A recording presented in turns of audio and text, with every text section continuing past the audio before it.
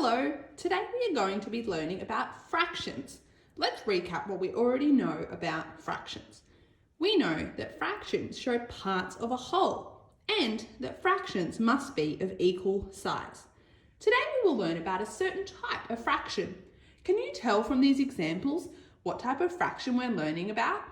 That's right, we are learning about halves. Now halves are when a whole is split down the middle into two equally sized parts. We can see it here on this circle. The whole circle has been sliced down the middle into two parts. And on the triangle, whole triangle split down the middle into two parts.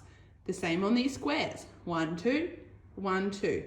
And this rectangle, the whole rectangle has been split down the middle into 2 equally sized parts. Now you might not think that there's a lot of halves around you in your world, but there is. What about if you order a whole pizza, but then you're not quite hungry enough to eat the entire whole? Well, you might decide you're only going to eat part of it, and you split it down the middle into 2 parts. So you have created halves. You have taken the whole and split it down the middle into 2 equally sized parts. 1, 2.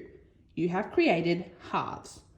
Or what if you had a delicious cookie and you wanted to share it with your sister? You would decide to cut it down the middle and create 2 parts. They're of equal size.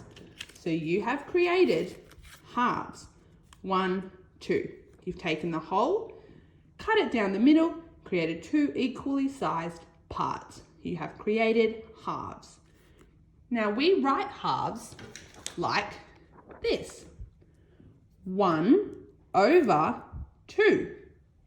The number 2 down the bottom shows the number of equal pieces that the object has been divided into, and we call that the denominator, while the 1 up the top is called the numerator and shows how many parts of the whole that we are talking about. So when you have your pizza, you have the whole and you split it into 2 parts and you are eating 1. So that is how we write halves. 1/2. And remember, fractions are a whole divided into equal parts.